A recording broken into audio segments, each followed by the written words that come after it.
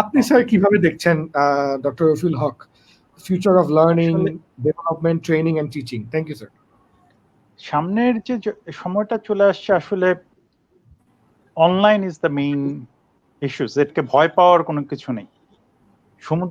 নদী যখন আছে ঝাঁপ দিতেই হবে, and we have to accept. এখন এখান থেকে বের হয়ে আসার কোনো উপায় নেই। এখন এখানে ভীতি যত থাকবে তত বেশি প্রবলেম।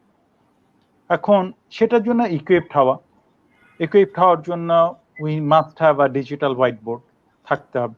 এখন রিক্রুটমেন্ট যেরকম আমাদের কথা চলছে, যে আমাদের ভিসি মহোদয় ম্যাডাম হয়তো বা অনলাইন ভাইবার ব্যবস্থা করে দেবেন।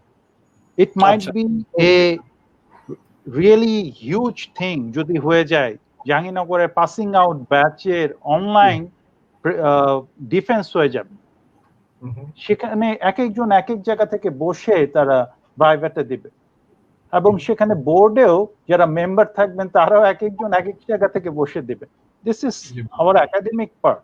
কিন্তু ট্রেনিং পার্টেও কিন্তু it might be something like that. হ্যাঁ, আমাদেরও যেরকম আমি সে এপিওতে আছি, সেখানে যে ট্রেনিং প্রোগ্রামগুলো হচ্ছে, সেই ট্রেনিং প্রোগ্রামগুলোতেও they are being involved in this way. তারা বিভিন্ন জনকে নিয়ে আসছে বিভিন্ন পার্ট থেকে। কিন্তু ব্যাপারটা হলো যে how interactive the class it would be. আমরা যদি আগের মতো এই কথা বলে স্লাইড নিয়ে চলে যাই, তাহলে class would be very very boring.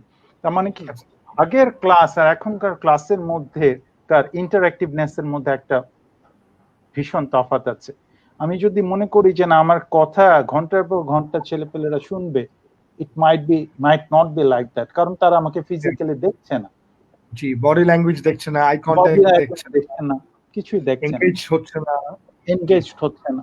এখন তাহলে সেই জায়গায় কি আছে, আমাদের ডিজিটাল যেই মাধ্যমগুলো আছে, যে ইকুইপমেন্ট গুলো আছে, যেগুলো দিয়ে আসলেই তাদেরকে ইনভলভ করা যায়। একটা তো আছে রেকর্ড করে তাদের কাছে রেকর্ডিং গুলো পাঠানো গেল ক্লাসরুম এনভায়রনমেন্ট। ট্রেনিং এর ক্ষেত্রে, ট্রেনিং হায়ারিং এর ক্ষেত্রে আমরা কিন্তু ডিসটেন্স পার্ট থেকে আমরা হায়ারিং করতেই পারছি। We can screen out their CVs. We can see first screen out their CVs, go for distant আপনার তাদের ইন্টারভিউ প্রসেস হচ্ছে।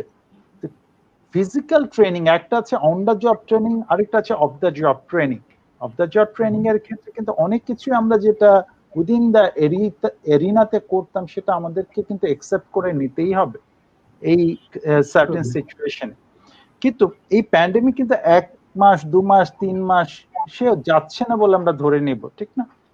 সেটা 1 বছর থাকতে পারে। এখন 1 বছর 2 বছরের প্ল্যানটা কিভাবে একটা অর্গানাইজেশন নিবে, সেটা হচ্ছে একটা বড় জিনিস।